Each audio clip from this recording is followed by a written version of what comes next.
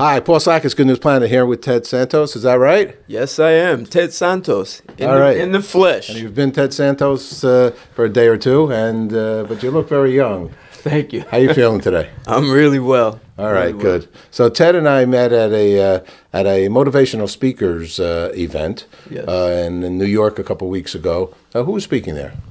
J.T. Fox. Okay, J.T. Fox was the motivate, and he was great. I want to commend that man on his delivery, his speech, the thoughts that he had to share about life, and Sure. I was very impressed with him, to be frank with you. So was I, and it sounds like he's figured something out in the world of speaking and how to get people to actually convert to customers. So I was impressed. Yeah, he's a businessman. He's a Of all businessman. businessmen. You know, he has these events. You can go and attend those for free, and then he has some added value to the experience by going to events that he has specifically for the people that partake, and some conventions and so. So I'd like to commend him on that. Sure, absolutely. Have you gone to other events of his? No, that was actually the first time I had ever heard of him. So Ted, what would bring a man like you to an event like that? Well, I do a lot of speaking. Most of my speaking is inside of organizations. So I work with clients. Quite a bit is working with CEOs one-on-one and their direct reports. And then I'll also work with the general population of the company. So I'll meet with people in groups. So I'm speaking. The group could be anywhere from 5 to 50 people. So I do a lot of speaking, and I'm looking to do more speaking to the general population. I've done a few of that. But I'd like to do that on a much larger scale. And what are you speaking to them about? I speak to people about, you could look at it one way is, how do you take advantage of adversity? And how do you, my philosophy is, if the CEO of the company isn't intentionally creating problems in his organization, you don't have a CEO. Oh, I am listening, obviously, because I'm holding you back here. Okay. If you said something about problems, that word problem always kind of grabs my ears. I always look at the problems as opportunities, and I think you probably do too, because you just said the word problems. Did you say the word problems? Well, problems, your job, as CEO, your job is to create problems, disruption, breakdowns, chaos, challenges, whatever word you want to say. But I think it's our relationship to problems that makes us want to avoid it. Okay, all right. So you're working off of the that thought, because people do call it disruptiveness and other ways. Problems always scares me. But it's a motivating word. Well, most people, the way they look at a problem is, let's get rid of it. If I can just solve it or just ignore it, let's sweep it under the rug. Or if I can find, you're the guy who created the problem, you're the scapegoat. So if we get rid of him, the problem's gone. And that's our relationship to problems. So it's actually, in this sense, in a business corporate sense, let's talk about it. I'm sure organizational sense in any organization, I guess if there is a problem, I mean, it's not necessarily that you have to fire that person right on the spot. It might be the opportunity for that conversation to see why there is, let's call it, I'll use the word problem even though I don't like it, but I will use it, why there is a problem with that person, if that's what we all kind of come to realize, and then to discuss it with them and see, they might be on a different page. What do you find when someone then says, we realized after conversations that, let's call it, you're the problem, and maybe that problem is the CEO, maybe that problem is the head of human resources, or maybe that problem is the executive director of the foundation. How does this all work out? Well, so if we take a step back and we look at a guy like Steve Jobs, back in 1983, he presented to the world, technically it was the iPad, where he called it the notebook. And the board thought this guy was a problem. He was spending money on things and it wasn't working. But Steve Jobs was a problem. To the board, he was a problem. So they demoted him. So they demoted him? That's a real fact? They demoted him from CEO and put him in charge of another division. And then he said, I'm leaving. Oh, I didn't know this. Okay. He wasn't fired. He was just demoted from CEO. At that time, he and John Scully were both CEOs. So when they demoted him, John Scully was left as CEO. And John Scully was the professional manager. You know, he knew how to run the company, and he could increase earnings and raise the stock price and lay people off and drive more computers into the marketplace. And he really ended up driving the company into the ground. In an interview with John Scully, they asked him, do you think Jobs had to come back or go out and mature a little? He said, no. The guy did everything that he said he wanted to do back in the early 80s. So it wasn't that Jobs was a problem. He had this vision that people didn't know how to interpret. So it was a problem in their mind because they couldn't fully understand it. Because if he was creating an iPod in 1983 and it failed then, but then it succeeded, 30 years later, it was never a problem. It was people's perspective of the situation that was really the problem. I understand what you're saying. I'm living my life like that. Actually, not that I'm so brilliant, but I always said to me, I'm always ahead of my time. Look, we're doing good news broadcast, okay? And people have said to me, what? Who? There's enough good news? And I hate to tell them. I mean, the line normally is that I'm stressed out from so much good news. And so they said, really? I said, yeah, well, look around you. I'm in a room with 500 people, say, in this situation, I don't see anybody fighting anybody. I don't see any problems here. Exactly. I mean, I tell you, I could produce 50,000 shows in this one room with 500 people, right here, right now. Right. So do I have enough content? Is there enough good news going on? It's out there. Absolutely. Sure. So if I take a few steps back even further, just think of it. When we were all 2 years old, learning to tie our shoe was a problem. At 10 years old, you tie your shoe. At 20 years old, if you're having a problem tying your shoe and you're a healthy person, most people are going to look at you like, something's wrong with this guy. You got a problem. Right? You got a problem, right? But at 2 years... you got to buy loafers. Right, exactly, right. That's a solution to the problem. Velcro, right? Yeah, Velcro, all right. Well, essentially what I'm saying is at 2 years old, tying your shoe wasn't the problem. It was just our perspective at 2. We didn't know how to do it. This Ted's a smart guy. It's not that tying your shoes is a problem, because at 10, you can do it with no problem. Yeah. So there are a lot of things that we see as a problem. Even people like Steve Jobs, the board thought he was a problem, and he really wasn't. I mean, he came back, and we look at Apple even today, while he's gone. So what I've seen is that problems aren't always the problems that we think they are. They often turn out to be a catalyst for extraordinary things. And I kind of learned that in a way. You talk about good news.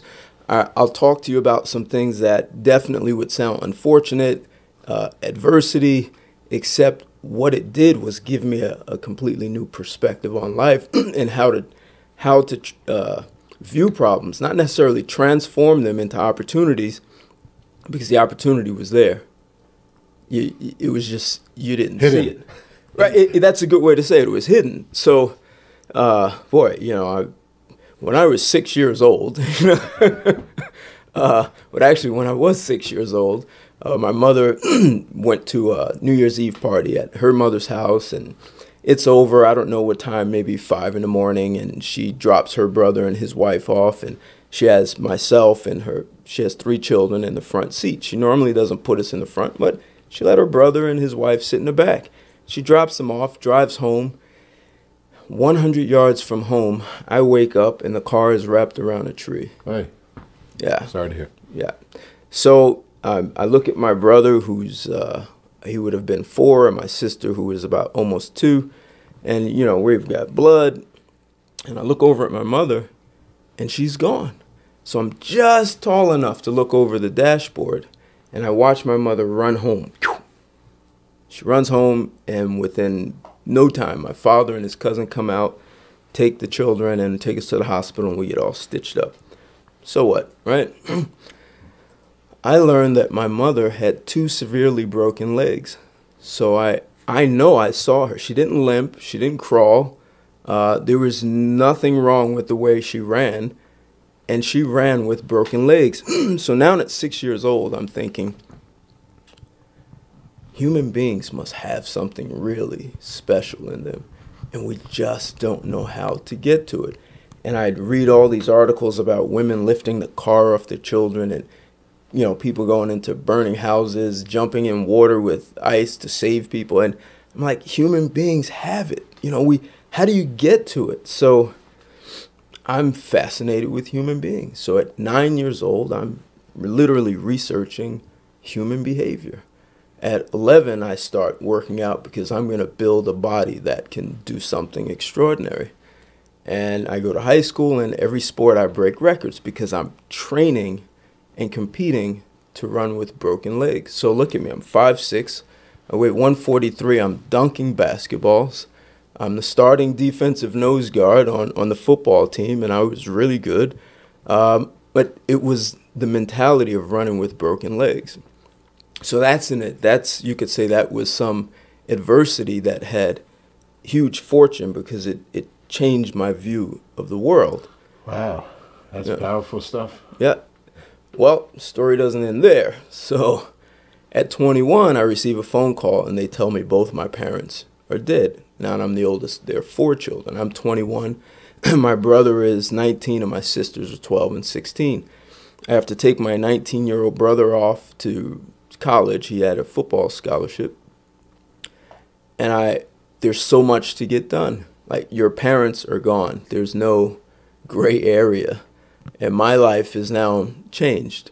I could have been the wounded deer or the bird with the broken wing and fallen apart, but my commitment was the emotional well-being of my siblings. So I took over the family. But there was so much to do that I had to depend on the 12 and 16-year-old sisters, and I asked them to do things they didn't know how to do. So I learned leadership in the fire. Like, I'm dropped in the fire and lead. And so I coached my sisters up to do things they didn't know how to do. I was able to delegate. I learned about leadership and chaos. And so when I say in problems, that's adversity. What I learned from that was completely transferable to my professional life. So when I ran companies that were in chaos, I always knew that I had seen much worse, more chaotic situations, and I survived that. So this situation, I'll get through it. And so it has been a huge catalyst. And the other thing you notice, like with my mother running with broken legs, if the problem's big enough, people are going to do things that are just completely out of the ordinary. My parents die, and my sisters are doing things that they just would have never done in the normal course of being 12 or 16. So what I learned from that is if you can create a problem big enough, so like a guy like Jobs says, we're going to make this iPod, that's something we don't know how to do, and we're going to have to develop all kinds of new skills and competencies, and we're going to have to market to, we have a completely new target market. We're not just selling these expensive computers. They're these little tiny things that can sell for $125 to a 13-year-old. Wasn't our target market before. So you learn a lot when the CEO creates a problem for the organization to solve. It really galvanizes, and people who were, you could say, maybe a problem, the problem serves as a catalyst to kind of draw out some of the untapped intellectual capital, some of the skills and competencies that may be lying dormant in your organization. So the problem is beautiful when you look at it from another perspective. So now you professionally take this background that you lived through, and you go to a corporation. I always wonder, how do you, are you called in, or you call them?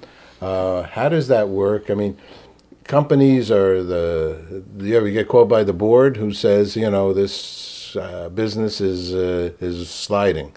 We need some advice on how to move us forwards.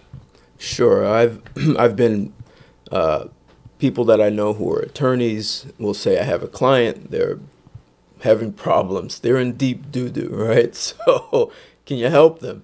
And you sit down and they tell you, well, our sales team is the biggest problem, and after you speak to them a few minutes, you find out it may be management and how they've structured the company. Even when a company's in trouble, training them to create a problem that will be a quantum leap or a breakthrough So ultimately, I'm working with leaders to create disruptive strategies and then create a corporate culture that will be able to execute those disruptive Give us an strategies. example of one. You don't have to name the company unless you want to. No. So there's a company that they make consumer goods, food, and they have been in one specific industry, and they make variations of the same consumable product.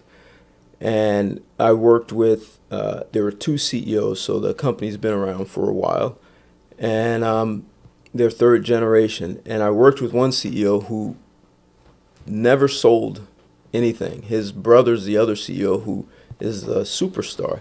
So I worked with this one CEO the breakthrough was for him to bring revenue to the company and find an untapped market. So the untapped market for them was to not just make their own products, it was to make products for someone else.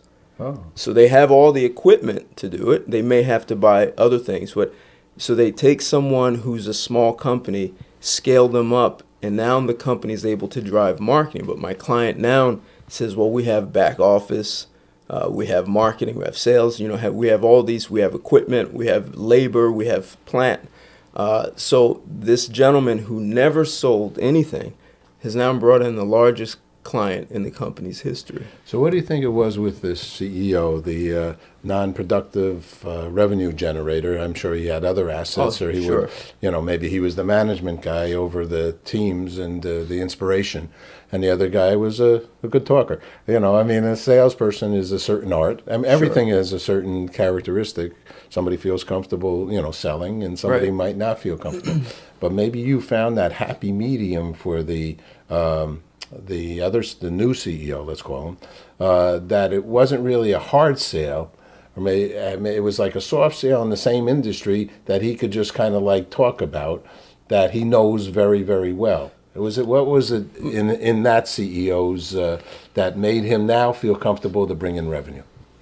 So what do you think? I'm always working with mindset. So how do you see yourself? How do you see the marketplace? So however you see yourself can be an impediment. We were talking earlier about minefields. You have minefields in your own mind about what you can and cannot do. We're our own worst enemies. We are. So the quantum leap sometimes is getting... I'll speak for myself. Well, you won't be alone. So that's part of it. But now this guy is like, I know where to get to the business. He's like hungry to go out and get more business. And he's creating problems for his organization to solve. So because they got to produce more now. Well, he's bringing other customers for products that they've never done before. Oh. And it means new skills, new competencies, new processes, new machinery. It's creating problems. So, but what made him do it? Just because the board now says, what happened? Why did he end up agreeing to do it? Well, it's his company, so it's not a matter of him agreeing, right? So, because he could have said, no, I'm not doing this, It would have been bye-bye, possibly. Right, he would have told me, get away, I don't want to do this, right? Wow, so that's wild. So it's like, all right, so we really have to sit down and have some conversations about what would hold you back. And when the opportunity comes, he's prepared to walk right through the door, as opposed to saying, well, I don't know if I can do it, or maybe not. It's like, and then you figure, the company may be saying, hey, we don't do this kind of thing. Why are you bringing this? And so how did he must have been pretty happy by the end of all this. And the company, a year later, said... Oh, of course, they're happy. They're doing business. They're doing business that they've never done before. And the other thing was, the company's growing. They had this plant in Brooklyn that was really lying dormant. If you went there in the daytime, there was no activity. At night, they made this one kind of product, and the facility itself was losing money. It was negative. It was like a losing asset. Now it's profitable. The facility, you go there, the place is just hopping. There you go, 24/7. It's hopping. It's unbelievable. Yeah. Beautiful. So how do people get in touch with you?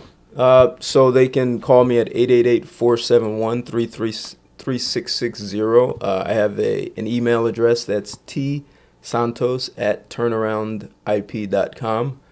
And IP is like intellectual property. All right. And if you want to look at my blog, boy, do I ever look it up? It's turnaround.blogspot.com, and you'll find there videos, and you'll find articles where I talk about leadership, like the difference between management and leadership, some of the problems that people encounter, even just personally. How do you transform, go through transformation? Or I talk about transforming corporate culture. So I write quite a few articles about leadership and transformation and challenges that people find themselves in. What's good news for you in any aspect of your life? Good news for me is finding a problem that I don't know how to solve. Interesting. Interesting. And working through it. Wow. All right. Last question. That's that's what keeps you moving forwards, obviously. Sure. That keeps keeping your mind open for those problems. Sure. And our challenges as you so take them to learn more and grow. That's beautiful. Last question, because we're very involved with World Peace and the International Day of Peace, September 21st. So I've asked many people, what does peace mean to them? So TedSantos, what does peace mean to you? My answer may be counterintuitive, but I would say that sort of like the 2-year-old that doesn't know how to tie their shoe, there are situations that people encounter with one another, and oftentimes it's not a problem. So we end up with wars and fights, and we end up with all kinds of physical abuse. If people learned how to handle whatever's happening or occurring in front of them, I say that we'd have a lot less strife in the world. So it's not so much looking for peace that I can just sit here and nothing's happening. So it's not chaos that's the problem. It's how you deal with what's occurring. So if you say tying my shoe is chaotic, that's only because you said so. So you're dealing with one problem that may be a big deal when you're 20, but when you're 30, you look back and say, wow, I can't believe I was so stressed out over that. So if we could train people to sort of peel away the minefields that we have in our own minds, I'd say we'd have a lot less problem, and people would be much more effective in the way they interact with one another. TedSantos, thank you very much for sharing good news with us. Thank you for inviting me. Thank you. Appreciate it.